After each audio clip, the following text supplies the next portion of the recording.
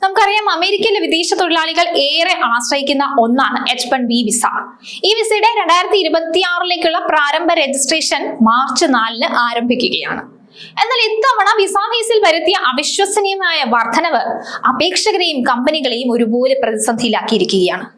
$1 ലക്ഷം എന്ന ഭീമമായ തുക ഫീസായി നിശ്ചയിച്ച ട്രംപ് ഭരണകൂടത്തിന്റെ പുതിയ ഉത്തരവ് തൊഴിൽ വിപണിയിൽ വലിയ ചർച്ചകൾക്ക് വഴിവെച്ചിട്ടുണ്ട്. സാമ്പത്തിക ഭാരവും വലിയ കുടിയേറ്റ നിയമങ്ങളും കാരണം ഇത്തവണ അപേക്ഷകരുടെ എണ്ണത്തിൽ ഗണ്യമായ കുറവുണ്ടാകുമെന്നാണ് വിദഗ്ധർ വിലയിരുത്തുന്നത്. ഇത് വിസ നടപടികളിൽ പുതിയൊരു അനിശ്ചിതത്വത്തിന് തുടക്കം കുറിച്ചിരിക്കുന്നു. അമേരിക്കയുടെ താൽക്കാലിക വർക്ക് വിസയായ H-1B വിസയുടെ പ്രാരംഭ രജിസ്ട്രേഷൻ മാർച്ച് മാസം 4 ആരംഭിക്കുന്നത് പലർക്കും ആശ്വാസവും എന്നാൽ ചിലർക്കൊക്കെ ആശങ്കയുമാണ് നൽകുന്നത്. ഈ വർഷം കുറഞ്ഞ രജിസ്ട്രേഷൻ ഉണ്ടായിരിക്കുമെന്ന് തന്നെയാണ് വിദഗ്ധരും അഭിപ്രായപ്പെടുന്നത്.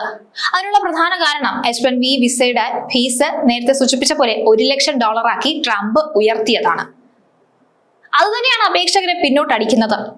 പുതിയ $1 ലക്ഷം ഫീസും തൊഴിൽ വിപണിയിലെ സാഹചര്യങ്ങളും കണക്കിലെടുത്ത് ഈ വർഷം രജിസ്ട്രേഷൻ കുറയും. മാർച്ച് 4 പ്രാദേശിക സമയം ഉച്ചയ്ക്ക് ആരംഭിക്കുന്ന രജിസ്ട്രേഷൻ മാർച്ച് 19 ഉച്ചവരെ നീണ്ടു നിൽക്കും. ഇക്കാലയളവിൽ അപേക്ഷകർ അഥവാ അമേരിക്കൻ കമ്പനികൾ അവർ നിർദ്ദിഷ്ട തസ്തികയിൽ നിയമിക്കാൻ ഉദ്ദേശിക്കുന്ന ഗുണഭോക്താക്കളുടെ രജിസ്ട്രേഷൻ നടത്തുകയും രജിസ്ട്രേഷൻ ഫീസായ $215 അടയ്ക്കുകയും വേണം. ആരോഗ്യ തെരഞ്ഞെടുത്തു എന്നത് സംബന്ധിച്ച് മാർച്ച് 31 അറിയാൻ സാധിക്കും.